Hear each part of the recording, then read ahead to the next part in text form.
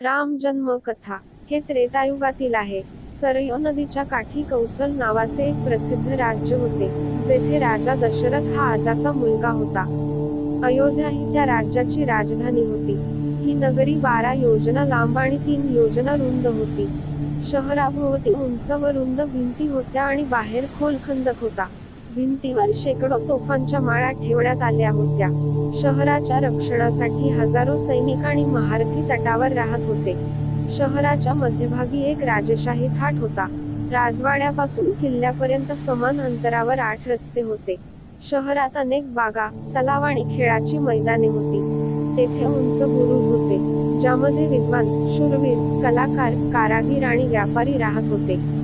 प्रत्येक घरात लक्ष्मीचा वास होता. उत्तम मालाने बाजारपेठा भरल्या होत्या. शहरातील लोक निरोगी आणि सद्गुणी होते. प्रत्येकाने आपापल्या कुळाच्या मानकांनुसार धर्माचे पालन केले. सर्वत्र शांतता, पवित्रता आणि एकता होती. राजा दशरथ अत्यंत तेजस्वी आणि सद्गुणी होता. सागर, रघु, दिलीप इत्यादी पूर्वजांप्रमाणेच त्यांची कीर्ती सर्वत्र पसरली होती. 8 सक्षम मंत्र्यांच्या मदतीने त्यांनी प्रशासन चालवले. या मंत्र्यांमध्ये सुमंत हा प्रमुख होता. मंत्र्यांशिवाय वसिष्ठ, वामदेव, जबली इत्यादी राजपुरोहितांनीही राजाला सल्ला दिला. त्यांच्या सहाय्याने राजा सदैव प्रजेच्या कल्याणाच्या कार्यात गुंतला होता. राजा दशरथ दीर्घकाळ राजसुख भोगत होता. त्याला संपत्ती, मान, सन्मान आणि कीर्तीची कमतरता नव्हती, पण त्याला एकच दुःख होते. त्याला मुलबाळ नव्हते.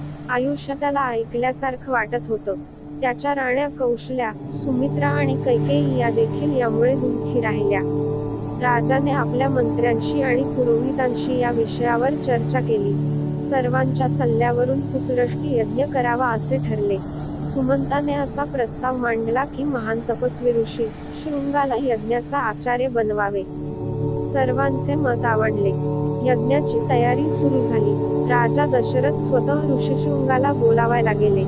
सर्व राजांना निमंत्रित केले होते. मिथिलाचा राजाही यज्ञात सहभागी होण्यासाठी आला होता. निमंत्रित झाल्यावर अनेक ऋषी, मुनीही आले. यज्ञशाळा सरयू नदीच्या काठी बांधण्यात आली. शुभ मुहूर्तावर ऋषिशृंगाने यज्ञ सुरू केला. त्यागाचा घोडा गेला. वर्षभरानंतर घोडा परत आल्यावर ज्येष्ठ राणी कौसलेने त्यावर टिळक लावले. आता मंदिरात वेद आणि मंत्रांचा मंगल नाद घुमू लागला. अग्नीत यज्ञ केले जाऊ लागले. राजा दशरथने शेवटचा नैवेद्य दाखवला तेव्हा सोन्याच्या भांड्यात खीर घेऊन अग्निदेव स्वतः त्यांच्यासमोर प्रकट झाला. ऋषिशृंगाने अग्निदेवाकडून खीरचे भांडे घेऊन राजा दशरथ यांना दिले आणि सांगितले की या खीरमुळे पुत्रप्राप्ती होईल. तुमच्या राण्यांना हे सेवन करायला लावा. राजाने खीर घेऊन डोक्याला लावली. त्याने कौशल्याला खीरचे भांडे दिले आणि तिला ते सर्व वाटायला सांगितले. कौशल्याने अर्धी खीर स्वतःसाठी ठेवली आणि उरलेली सुमित्राला दिली. सुमित्राने त्यातील अर्धा भाग स्वतःसाठी ठेवला आणि उरलेला भाग कैकेयीला दिला. कैकेयाने अर्धी खीर स्वतः घेतली आणि उरलेली अर्धी सुमित्राला परत केली. जेव्हा वेळ आली तेव्हा चैत्र महिन्याच्या शुक्ल पक्षाच्या 9व्या तिथीला ज्येष्ठ राणी कौशलेच्या पोटी श्रीरामाचा जन्म झाला. आजही आपण याच तिथीला रामनवमीचा सण साजरा करतो. मधली राणी सुमित्रा हिला लक्ष्मण आणि शत्रुघ्न असे 2 पुत्र होते. कैकेयीला मुलगा झाला. त्याचे नाव भरत ठेवले. राखाने आपल्या मुलाचा वाढदिवस मोठ्या थाटामाटात साजरा केला. राजवाड्यात अभिवादन झाले आणि स्त्रिया अभिनंदनाचे गाणे म्हणू लागल्या. देवांनी फुलांचा वर्षाव केला. अप्सरा नाचू लागल्या. राजा आणि त्याच्या लोकांच्या आनंदाला सीमा नव्हती.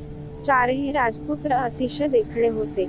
हळूहळू ते मोठे झाले आणि एकत्र जेवायला आणि खेळायला लागले.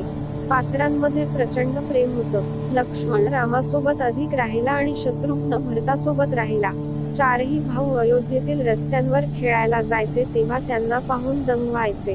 रामाच्या रूपात विलक्षण मोहिनी होती. जो कोणी त्यांना पाहतो तो त्यांच्याकडे पाहत राहतो.